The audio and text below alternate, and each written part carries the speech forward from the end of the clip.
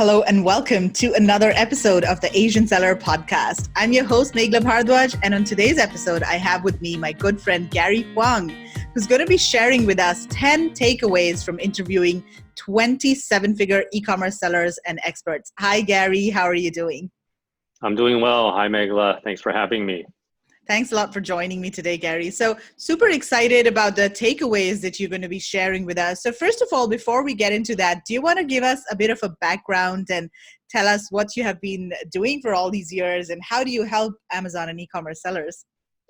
Yes, definitely. Well, thanks for having me on, Meghla. I'm very excited to finally be on the Asian Seller podcast.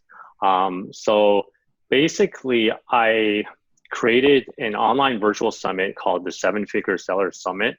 And the reason is because I'm an Amazon seller myself. And, in the past, I would always go to these Amazon conferences in person, like, in Hong Kong, like the Global Sources Summit, for example. I really loved, learning from these experts and also, networking and all that good stuff. But about a year and a half ago, I couldn't do that anymore because my wife was pregnant with our first kid. So I couldn't fly to Hong Kong. I couldn't meet these people anymore. So I figured, why not do the next best thing? Why not invite these seven-figure sellers to me to teach me how they did it and teach other people online? So that's kind of the genesis behind the Seven-Figure Seller Summit. I really love that quote by Jim Rohn. He said, you are the average of the 5 people you spend the most time with, right? So, nowadays, especially, we're recording during the whole COVID-19 pandemic. Most of us are stuck in lockdown at home. We're in our, with our families, so we can't really, surround ourselves. So I thought that, hey, this is a great opportunity for other sellers to level up. So that's kind of the backstory behind the summit.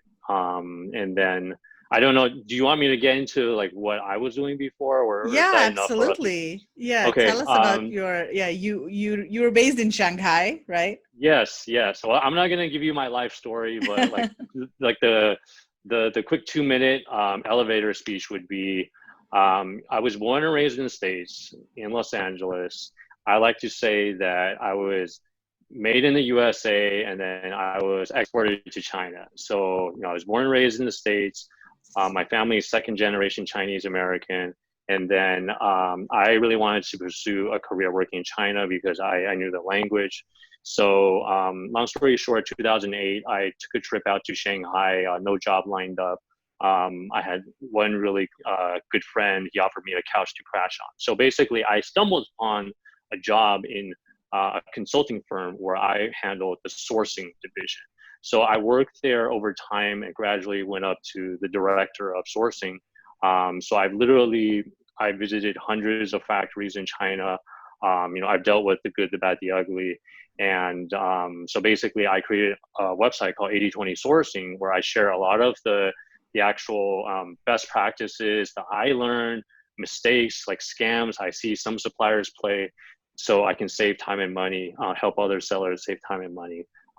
Especially Amazon e-commerce sellers. And I'm also an Amazon seller myself. So that's kind of my story. Awesome.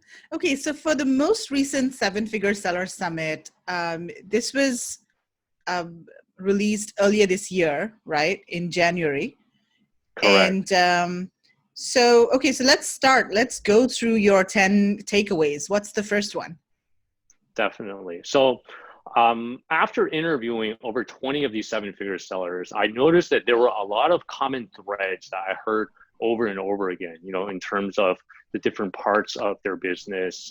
We focused on 5 different parts of a business. So we focused on mindset, we focused on scaling a business, marketing and branding, profitability, and exits. So these are just my personal top 10 takeaways, and hopefully they can be helpful to some of the other entrepreneurs listening today. So number one, at least for me, is a kind of a mindset takeaway. And then the number one thing is successful entrepreneurs, they get around excuses. Okay, successful entrepreneurs will get around excuses because one of the sure things in running a business, I know that, Megala, you probably would agree with this, is that you will face challenges, you will face problems, setbacks, Murphy's Law, anything bad can happen, will happen, 100%, no doubt about it.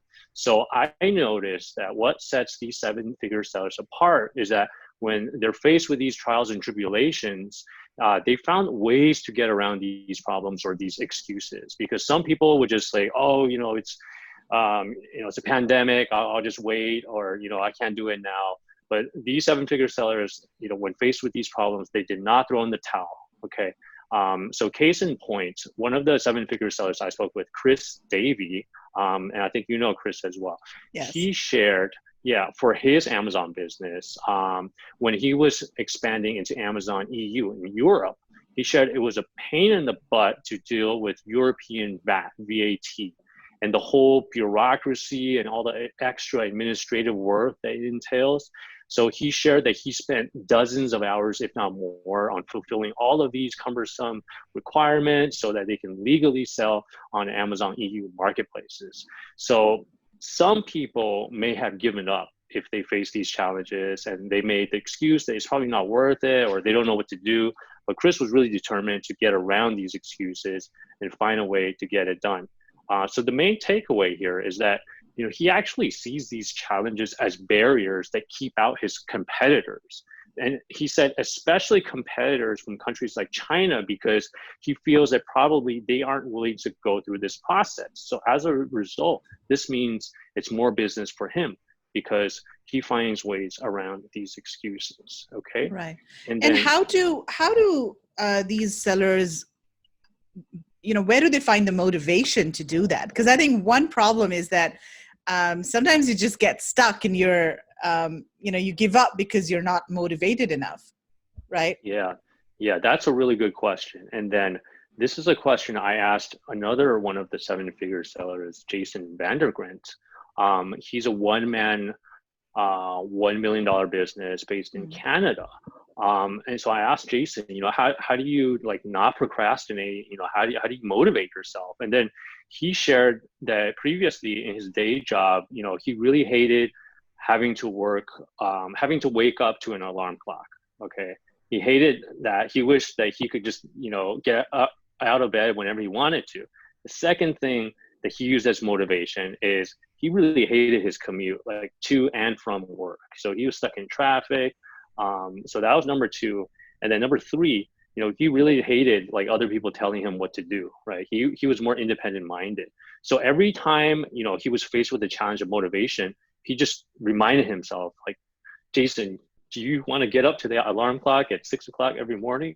So he used these types of, motivating, mindset hacks, so to speak. I mean, obviously everybody's different, right? So, I mean, for me, for example, just the fact that I use travel as a motivator because, I really love, traveling to new countries, experiencing the new foods, the new cultures. And then the fact that, if I don't succeed, that means I'm stuck in one place. I won't be able to get out. So I feel you got to go deep down inside into your own mindset and find out what motivates you and then use that as a way to kind of light that fire under you to get around these excuses, if that makes sense. Awesome. Yes, absolutely. Okay. So what's number two? Okay. Number two is in terms of product selection, especially now in 2020, is to get off of Amazon to find profitable products. So as many of you guys know, what may have worked in 2016 to rank and sell on Amazon doesn't work as well today. So the old way of relying only on research tools to come up with product ideas doesn't work the same when there's literally over 1 million sellers that are using the same tools and the same methodology. So it's like the saying goes, if you start out from the same place as everyone else, you end up at the same place as everyone else, right? So what may look like a profitable product opportunity right now can be a flooded market 3 to 4 months down the line when there's 100 other people using the same tools, the same research criteria, sourcing the same product and shipping them to Amazon. So talking to seven-figure seller Tim Jordan, who we know quite well, Tim shared that looking on Amazon alone can lead to very saturated niches. So instead of that, Tim has a couple of other strategies. So first, he uses external sites away from Amazon, such as Pinterest and such as CrateJoy, to find profitable product ideas and keywords. And then Tim especially loves subscription sites like CrateJoy because they source new and trending products that can be months or even years ahead of the mainstream demand found on Amazon. So they're very early on in the product life cycle. And then if you can get in on this early, you're able to capitalize on the demand before everyone else. So after coming up with these ideas away from Amazon, Tim then uses research tools such as Helium 10 to check the keyword search volume to make product decisions. So even though there's early demand for these products, the products are not necessarily there yet on Amazon. So he's able to identify them off of Amazon. Right. Right. That totally makes sense. And he talked about this approach in Project X as well that he did with Helium 10. That's right. That's right. So that's one of the ways to find products off of Amazon. And then similarly, other sellers such as Chris Davey, again, he uses non-Amazon sites such as Etsy in his product niches to find out what customers are searching for. And he can also gauge interest in product demand there. And not only that, he goes onto Reddit and then he uses subreddits to get feedback on new product designs before he even manufactures them. And then this is kind of like the lean startup methodology, like what they call the minimum viable product principle, where you invest like the minimum amount of time and capital in kind of like a hypothetical product in order to test it. And then if you can validate it using real user feedback without committing to placing a purchase order, that would cost you thousands of dollars and months to manufacture and ship from a foreign country, then you're really shortcutting this process and taking a lot of risk out of the equation. Okay, so these are some ways that these seven-figure sellers are getting off of Amazon to find profitable product ideas.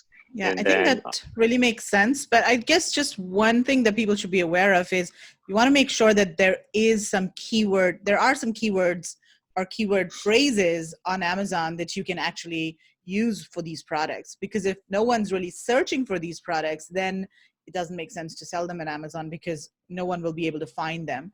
So I think that's another thing just to keep in mind, because I remember Chris Thomas had shared this story that he had this really cool product, which was a rattle that was attached behind a cell phone to get a baby's attention so that you could take photos of the baby.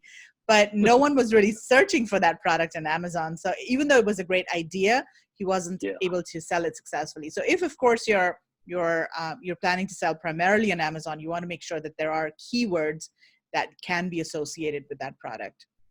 Absolutely. And again, these sellers, after coming up with these ideas, they use the keyword research tools such as Helium 10, such as Jungle Scout, to validate the search volume to make product decisions. So please don't get me wrong. I'm not saying that we should just try to come up with random ideas, and if there's zero search volume on Amazon, that's going to be an uphill battle. That's not going to work very well. Okay. Absolutely.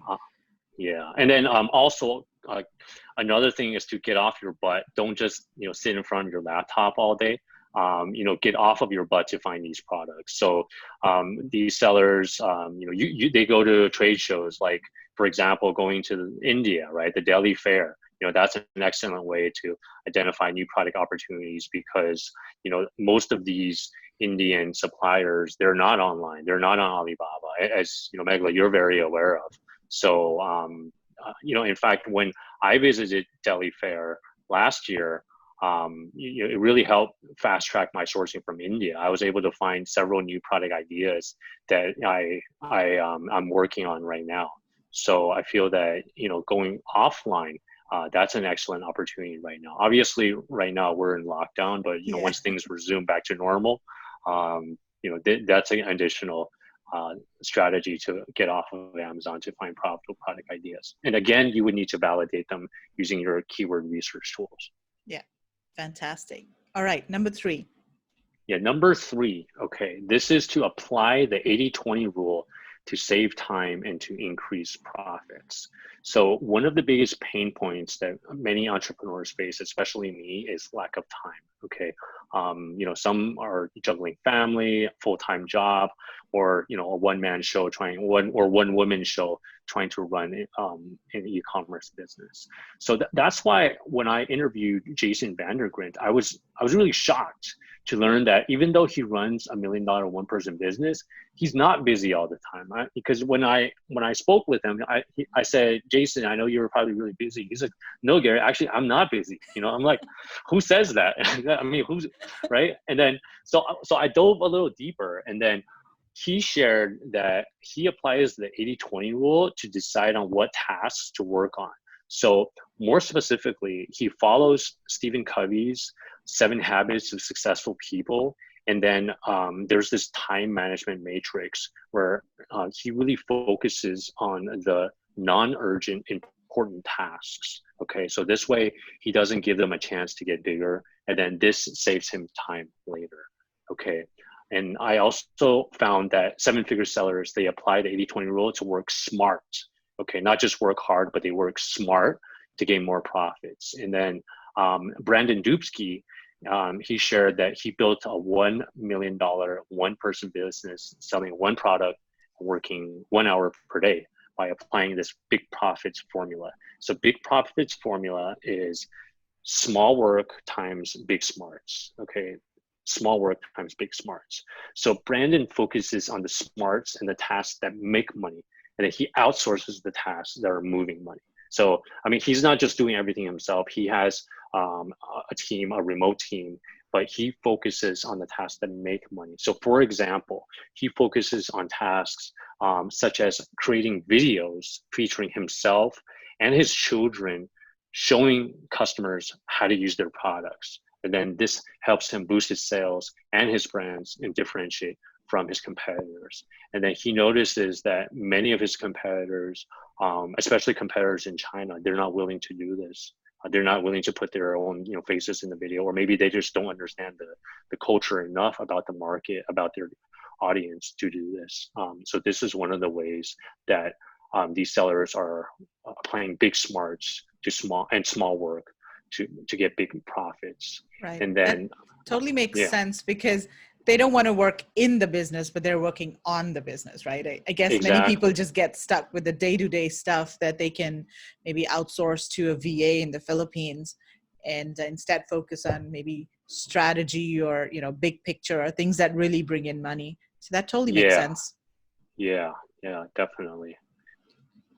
Okay. And Yeah. yeah, should I go on to the next one? Yes. Let's go on to number 4. Okay, number 4 is to build a superstar team. Okay, so when I was traveling in Thailand, in Chiang Mai, I met up with Nate Ginsburg, and he's a 7-figure seller, and he's a digital nomad who spends a lot of his time traveling Southeast Asia, and he sold his Amazon business for nearly $1 million. So when I asked him how he built his business to sell it for nearly 7 figures, he said it was because of his superstar team, because he couldn't have done it all himself. So Nate really hired for his weaknesses with his team. And Nate shared that he's an ideas person and he's not so detail oriented. So he really hired people to build a team that was detail oriented to fill in those gaps to make his business stronger. So this was one way that he built a superstar team. He hired for his weaknesses. And then I also wanted to dig deeper into learning the benefits of working with the superstar team. And then I learned that your team not only can support you, but you can also learn valuable information from them. So for example, CJ Rosenbaum, and then he runs a successful law firm in New York to help Amazon sellers protect their brands and get their accounts back from suspensions. And then CJ shares that he meets with his team every day to learn what's working and what's not, because they're the ones that are interfacing with customers. CJ's team, they're like on the front line with the customers every day. So they know the customer's key pain points, they know the customer's key goals. And then this valuable information really helps CJ tailor his services to meet the customer's demand and then grow his business. Okay, so one of the other benefits of a superstar team is that you can learn valuable information from them. Okay, Right. on the yeah. Mhm. Yeah, I was just going to ask, I mean, do these people actually have in-house employees mostly, or are they building a team of freelancers and, virtual assistants and people on contract instead of having full-time employees? Yeah, that's a great question. I would say most of these sellers, in fact, probably all of these sellers, they have remote teams. So most of them have a team that is overseas, for example, in the Philippines or in Eastern Europe. Okay, very few of them. In fact, some of them, they used to have a local team, like Brandon Dubsky, for example. Um, I would say about 15 years ago in the mid 2000s, he was one of the top sellers on eBay. Like, I think he literally was maybe the number one or number two seller on eBay. And then he had dozens and dozens of employees, I believe, in his warehouse in the US. And then he was really proud of that. And he showed me pictures of, like, people offloading these things from like forklifts. But at the end, he overexpanded. And then the cost of his business were too high. And ultimately his business went bankrupt. So now, like, he told me that he learned his lesson the hard way. So now he has a fully remote team. So he doesn't hire local hires anymore. And then another seller, Dave Bryant, he used to have a local team in Canada, and he had an office. And then later, like, he made the business decision to get rid of that office, have everyone work remotely, to cut his expenses, which boosted his profitability. So when I'm getting a little ahead of us now, but ultimately when he sold his business, because his profits were higher, he was able to sell at a higher multiple. So cutting those expenses, including his local team, they boosted his business in the bottom line. So to answer your question, most all of these sellers, they have remote teams. Right. And even the remote teams, I mean, are they full-time employees or are they mostly freelancers and, contractors, or is it a mix of? It's a mix. Some Okay. of them are contractors that, for example, they may be a video editor, they may be a web developer, they may just handle one-offs. But some other of these sellers, for example, Mike Jackness, he has a team of like a full-time team of Yeah. employees in his office in the Philippines. Okay, so they're literally like, his team. He's super close with them. In fact, that leads us to another aspect of building a superstar team, because one of the struggles of running a team is to motivate them to perform better, especially when you have VAs not in the same locations. Sometimes they go missing in action, they don't reply, and it's kind of hard to build a strong relationship with the remote team. So I asked Mike, how do you do it? Because it seems like you're managing this quite well. So Mike shared that he visits his team of virtual assistants in the Philippines every year, and then he spends time with them in person. In fact, he actually goes to the office in the Philippines, he sits down there, he works with them in the same office for about a week. And then not only that, he spends time socializing with them outside the office, over meals, over team building activities, and he's even known to go karaoke with them, to socialize. So this really helps to cement the relationship. And on the other hand, Jason Vandergren, he has a team of contractors in Europe. So they're not, I believe they're not full-time like, Mike's employees, but he will visit his team as well. And then he even went to celebrate the birth of one of his team members. Like they had a child, so he was able to go there in person. So, one of the beauties of running an online business is that Jason, he's able to make a trip out of it, and run his business while traveling, and boosting his superstar team at the same time. Right. That totally makes sense. In fact, when Mike Jackness visited Singapore, one of his team members came with him to Singapore. So I was able to meet with her. All right. Awesome. So let's go on to number 5. Yes. Okay. So shifting gears a little bit, marketing and branding right now, especially building a brand, this is more critical than ever to rank products, to get reviews, and to sell your business for a higher multiple. So building a brand, super critical right now because of the increased competition and the fact that Amazon also, it gives more weight to external traffic that drives sales. So I spoke with Dave Huss, and he himself personally, he's spent over $400,000 on Facebook ads for his own e-commerce businesses, and he works with a number of 7 and 8 figure e-commerce sellers to rank their products on Amazon on page one. So in Dave's experience, he shared that building an audience or a list on Facebook is kind of like bringing a gun to a knife fight, okay? Because you can launch to that list, you can rank new products on page one on Amazon using that list, and then you can also use that list to get reviews in a white hat way that's compliant with Amazon terms of service, okay? So this is one of the benefits of building a brand, okay? And in terms of product development, having a brand is it can actually be like a roadmap that can help you decide what products to launch to market. Chris Davey shared that he actually maps out his product portfolio based on what products would complement his brand and what products to avoid, okay? So having a brand of products also can help with your product development to see what would make sense. And then having a tight brand of products when you decide to sell can help you get a higher multiple as well. According to Corin Woodmass, the FBA broker, Corin helps Amazon sellers exit for 7 and 8 figures. So Corin says that having a very tight brand of products, this is in contrast to having just like a hero product that generates the lion's share of sales and some other like minor products that just trickle in, okay? So the takeaway is building a brand to beat your competitors and sell for a higher multiple. This is one of the key trends we're seeing right now in 2020. Yeah, that totally makes sense. And in fact, Amazon is also favoring sellers that have brands, right? I mean, there was this, I don't know if it was a glitch or if it was real, but some people could not list products unless they had a brand or unless they were brand registered. But increasingly, I think Amazon is definitely encouraging or favoring brands in more. So I think moving forward, it'll be really important. And when you're selling on Amazon, there's just so much more benefits to having a brand. Like you have brand analytics with all of the data, access to all of the rich data that Amazon offers, and also enhanced brand content or A+ content.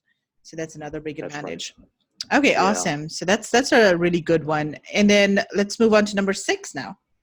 Yes, number 6. So this is talking about keywords for PPC. Okay, so you need to balance the data with common sense so you don't pay the idiot tax. Okay, so okay. When it comes to Amazon sponsored search or pay-per-click PPC, many of you out there, including myself, sometimes we struggle to run profitable PPC campaigns.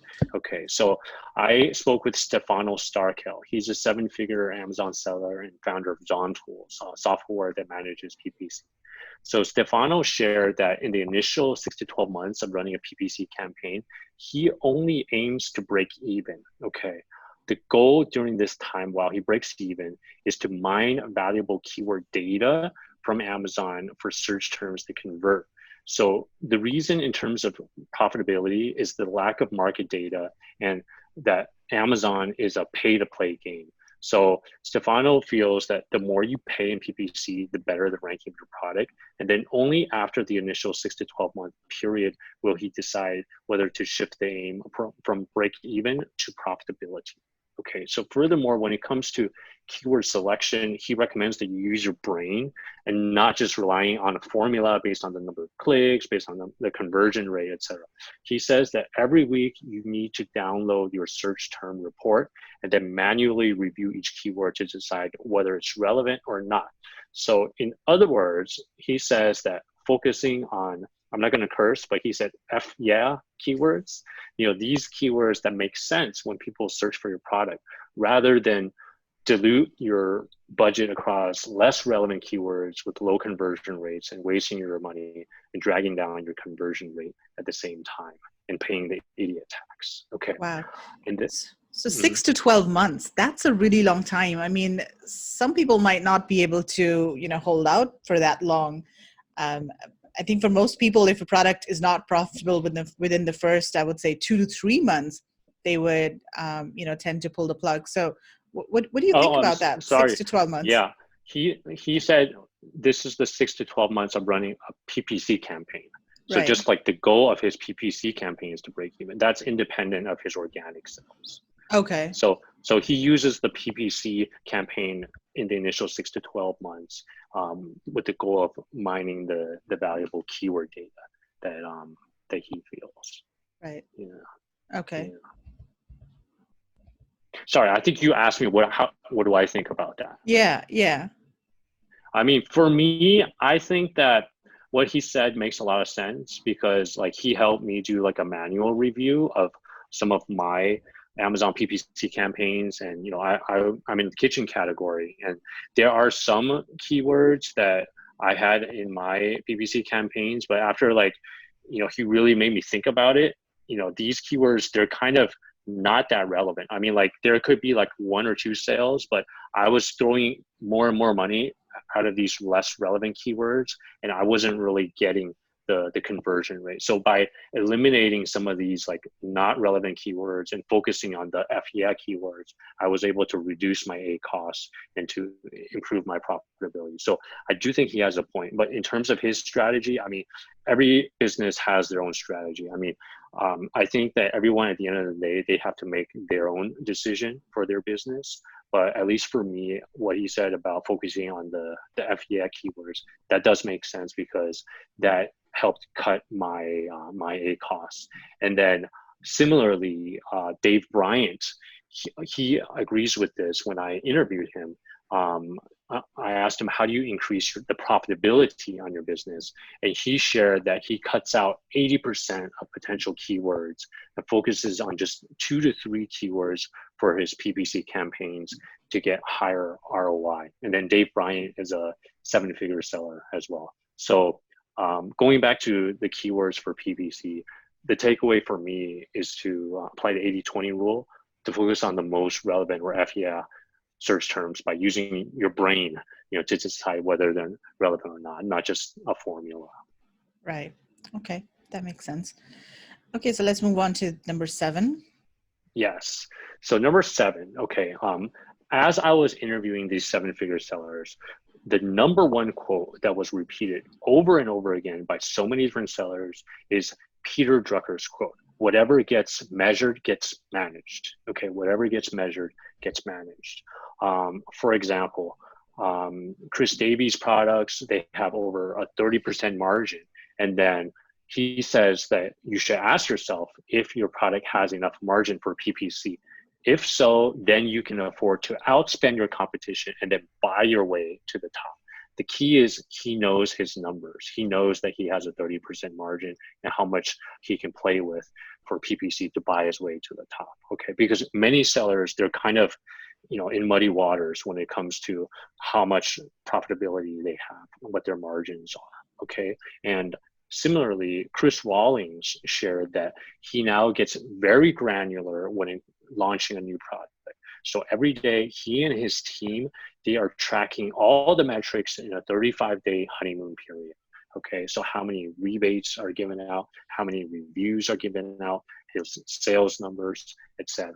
Okay, and I also spoke with 7-figure seller Robin Johnson, and she also very tightly tracks her Amazon product conversion rates. Every week, she pulls her Amazon session reports and studies to learn what's working well and what's not. And then I know this can sound like a lot of work for sellers and myself included. So I learned that you can automate this process by using tools. For example, there's tools such as Seller Board to track your sales. There's tools like SentryKit to track your keyword ranking, to monitor your listings. If anything changes, if they get taken down, if you get suspended, you'll actually get notified using SentryKit first before Amazon will inform you. So this can save you tons of time and also save you money as well. Similarly, when selling internationally, John Cavendish, a 7-figure seller, he says to keep an eye on your Amazon fees to bring your international sales revenue back to your home country into your home currency. So When he mentioned this, I remember. In fact, I actually made this mistake myself when I first sold internationally. I just did the easiest way to bring my money back to my home currency. So I used Amazon's default currency exchange and money transfer service. If you guys take nothing away from this interview, if you just do this, you'll save thousands of dollars. So let me explain more. Okay, I mistakenly thought that Amazon would be a good option and later discovered that I wasted thousands of dollars in the exchange rate and money transfer fees paid to Amazon because Amazon was charging 3.9% in fees.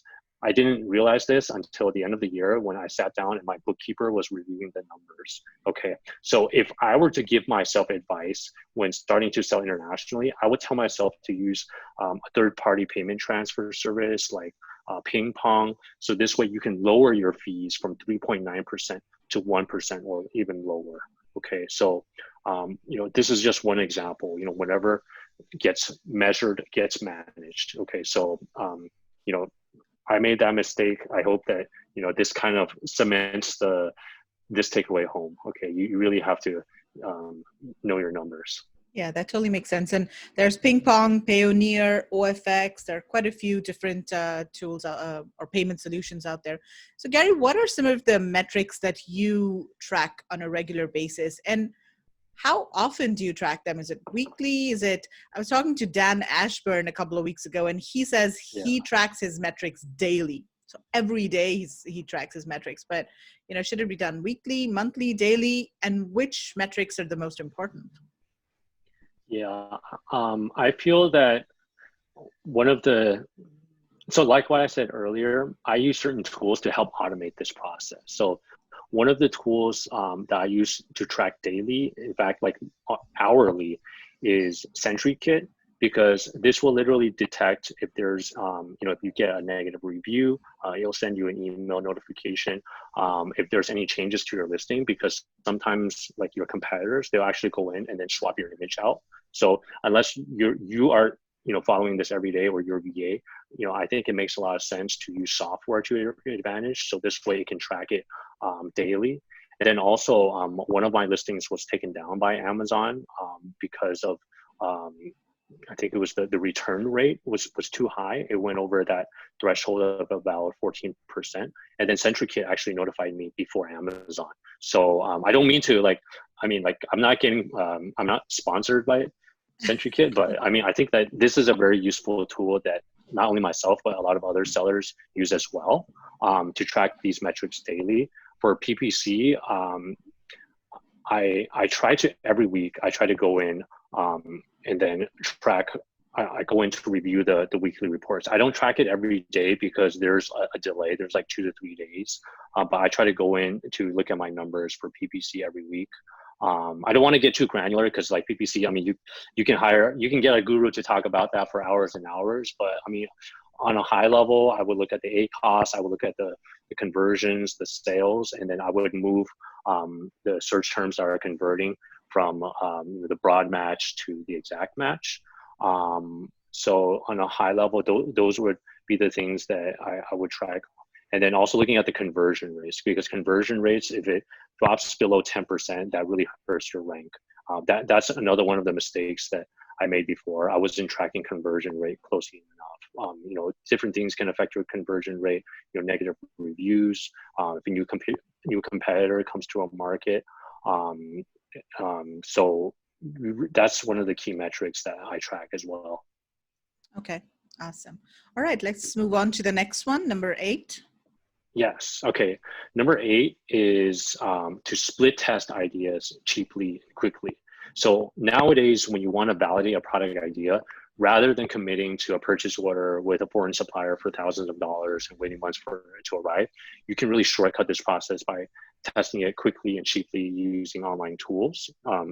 So a lot of sellers, they can register a domain very cheaply to build a simple website. There's different companies out there like GoDaddy. You literally can register a domain for like $10 or less. And then, for example, some of these sellers like Jason Vandergrint, they use Facebook ads to validate, to test these business ideas. So they would drive about 100 people to the page using Facebook ads, and then see the conversion rate to validate his idea, whether it's worth pursuing or not. And then split testing, and especially PickFu. This is one of the tools of the Titans that many e-commerce sellers like Mike Jackness, like Richard Wren, they're using to rapidly test their product images, their copywriting, different variations like colors, different packaging options, and more. You can actually do a very quick test. You can run a poll using PickFu to up to 50 Amazon, like real Amazon shoppers, and get comments about what they like, what they don't like. And what's really cool about this, and I've tested this using my own products, like the different product images. You can even split test your own product images against your competitors to find out which one converts better. And because if your competitor is converting better according to real world audience, then you know what you have to do. So I think it takes a lot of the guesswork out of it. And then this is like, the cool thing is like this wasn't available probably just like 3 to 5 years ago. This is something that, many of the 7-figure sellers, they're doing right now. And then it can cost as little as like $50 to run a campaign, and then you can get it in as quick as 15 minutes. So this way you can mitigate some of the risks when you're trying to decide what type of packaging resonates best with your audience. And then this way you can get better unboxing experience and better reviews, and before you commit to a purchase order for your supplier for thousands of dollars. Like traditionally, you would have to like do your best guesstimate, and then you probably have to pull the trigger and place an order. But now you can use tools like this to quickly split test, to validate your ideas. Yeah, I think that totally makes sense. And the thing I like about PickFu is that people will actually give their comments and explain why they like or dislike a certain the product, or what they thought exactly about the copy. And so you kind of get a lot of ideas from the comments that people post over there. And in case anyone's interested, we do have a discount code. So you can go to pickfu.com and use the code TheAsianSeller to get 50% off your first poll. Awesome. I love that segue. Yeah, PickFu is awesome. It is. Yeah, absolutely. Yeah. All right, let's move on to the next one, number 9. Okay, number 9 is talking about profitability. Okay, you should focus on the bottom line and not on the top line. Okay, so this is kind of ironic because I named the summit the 7-figure seller summit, right? We're bringing in these $1 million sellers.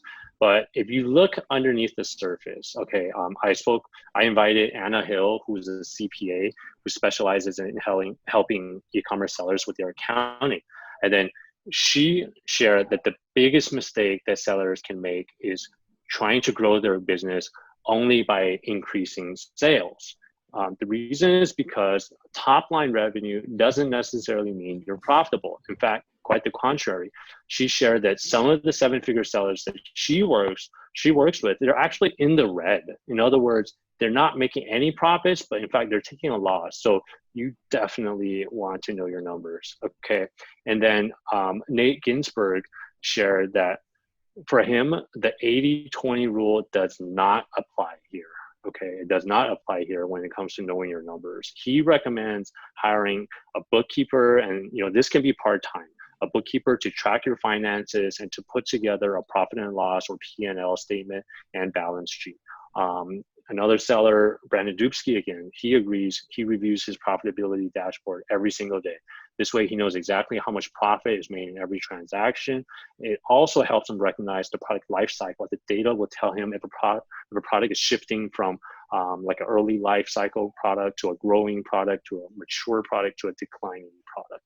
And knowing your numbers also is one of the most important things if you want to sell your business someday. Dave Bryant said that when he sold his business, the business value is based on the profits, not on the revenue. It's based on the bottom line, not the top line. So by cutting his expenses, he was able to significantly add tens of thousands of dollars to his business's selling price. So take away, know your numbers so you can properly scale your business and sell it. And the 80-20 rule does not apply here. Right. Yeah, totally makes sense. I think a lot of the gurus out there as well, they tend to focus on the numbers and their overall sales, but fail to mention the actual profits that they're making. And that's quite Right. misleading. Yeah. Yeah. That's unfortunate, but it is true. Yeah. Okay, awesome. Let's get to the last one, number 10. Okay. Number 10, last but not least, selling a business. Okay. For many of you guys out there, this is the end goal. You want to exit. And, I've read certain statistics saying that more than half of what a seller makes, more than half of his or her income is based on the sale, based on the exit. So you really need to be smart to get a higher multiple. So in fact, if a couple years ago, if you were to mention that you wanted to sell an Amazon business in like 2015, people probably thought you were crazy. I mean, like, who in their right mind would want to buy an Amazon business? But now the landscape has shifted significantly because more and more of these Amazon businesses, they're now considered legitimate investment vehicles as more investors are getting in on the action, from institutional investors to even retirees like baby boomers. They want to get in on some of this action as well. But there's one thing that you might not be aware of, and then this is a big problem if you are thinking about selling your Amazon business. As of this year, as of today, there's an abundance of Amazon businesses on the market. This is according to Corin Woodmass, the FBA broker. And in terms of the sell-through rate, there's only a 23% sell-through rate, 23%. So this means that less than 1 in 4 Amazon businesses that go to market are actually sold, less than 1 in 4. So in other words, there's more sellers than buyers on the market today. Okay, so you're probably thinking, what can I do to increase the chances of selling and get a higher multiple? Okay, so besides talking to Corin, I asked Mike Michelini, who works on the buy side at Alpha Rock, as well as Mike Jackness and Nick Ginsburg, who each sold his Amazon business for 7 figures respectively. So I can get several people to show us their insights and experiences. So a couple of takeaways about selling a business. Number one, you need a tightly focused brand portfolio of products. Okay, not just a hero product and some scattered lesser products. The products should be appealing to a common target audience, and the products should complement each other. So remember the brand, okay, buyers like this. Okay, number two, in terms of margins, buyers like to see net profit margins of 30% or higher. Thin margins are not attractive to buyers and may cause your business to be skipped over by potential buyers, okay? In addition, buyers like to see some diversification of sales away from Amazon, and at least 30%, so it's less risk for them. In other words, they don't have all their eggs in one basket. So diversification can be in the form of selling on different platforms, such as selling on your website, Walmart, eBay, or selling in different marketplaces, such as Europe, okay? And then finally, give the buyer something that they can improve on, okay?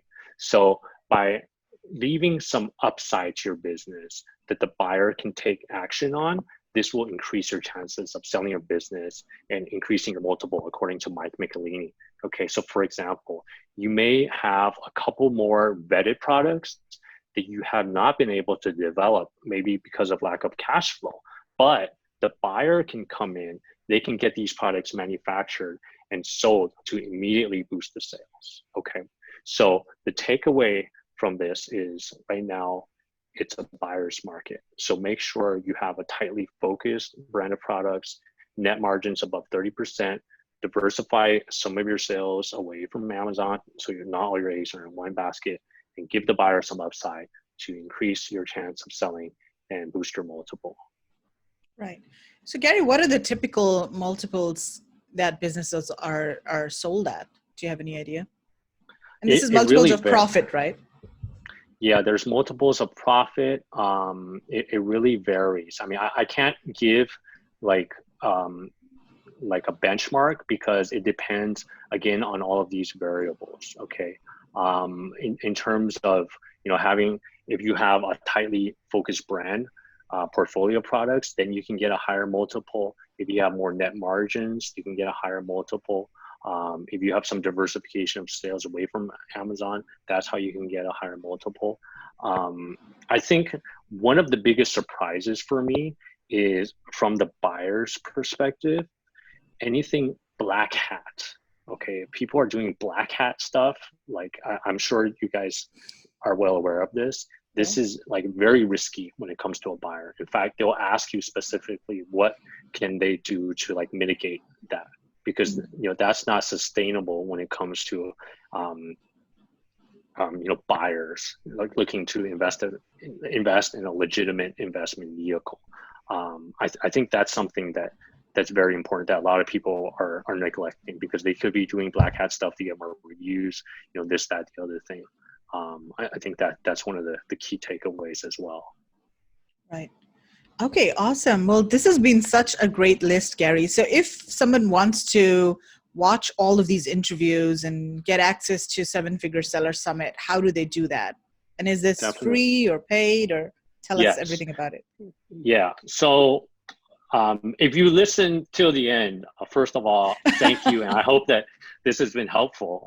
You're not just like my friend or Megala's friend, but this is actually useful content. These top 10 takeaways, these are only, my personal interpretation, and it's only the tip of the iceberg, from the valuable knowledge and practical experience that these 20 plus seven-figure sellers and experts gave. So if people want to check out the full interviews, they can visit sevenfiguresellersummit.com, and they can sign up for a free pass for a limited time, and then they can catch the full interviews there. Right.